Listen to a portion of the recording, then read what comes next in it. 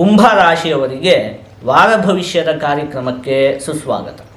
ನೋಡಿ, ಈ ಡಿಸೆಂಬರ್ ತಿಂಗಳ 22ನೇ ತಾರೀಕಿನಿಂದ ಹಿಡಿದು 28ನೇ ತಾರೀಕಿನವರೆಗೆ, ಅಂದರೆ ಈ ಮಧ್ಯ ಒಂದು ವಾರದಲ್ಲಿ ಕುಂಭ ರಾಶಿಯವರಿಗೆ ಏನೇನು ಫಲಪ್ರಾಪ್ತಿ ಆಗುತ್ತೆ ಅಂತ ಹೇಳಿ ನಾವು ಸಂಕ್ಷಿಪ್ತವಾಗಿ ನೋಡ್ತಾ ಹೋಗೋಣ. ಒಂದನೇದಾಗಿ ಆರ್ಥಿಕ ಪರಿಸ್ಥಿತಿ ಉತ್ತಮಗೊಳ್ಳುತ್ತೆ.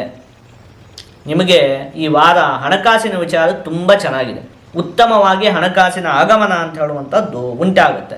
ಇನ್ನು ವಿದ್ಯಾರ್ಥಿಗಳಿಗಂತೂ ಈಗ ಮತ್ತೆ ಗುರುಗ್ರಹ ಪಂಚಮ ಭಾವಕ್ಕೆ ಬಂದಿರುವಂಥದ್ದು, ಹಾಗಾಗಿ ವಿದ್ಯಾರ್ಥಿಗಳಿಗೆ ತುಂಬ ಚೆನ್ನಾಗಿದೆ ಈ ಒಂದು ಸಮಯ ಅಂತ ಹೇಳುವಂಥದ್ದು. ಒಂದು ಸ್ವಲ್ಪ ನಿಮಗೆ ಕೆಲಸದ ಒತ್ತಡ ಕಾಡುತ್ತೆ.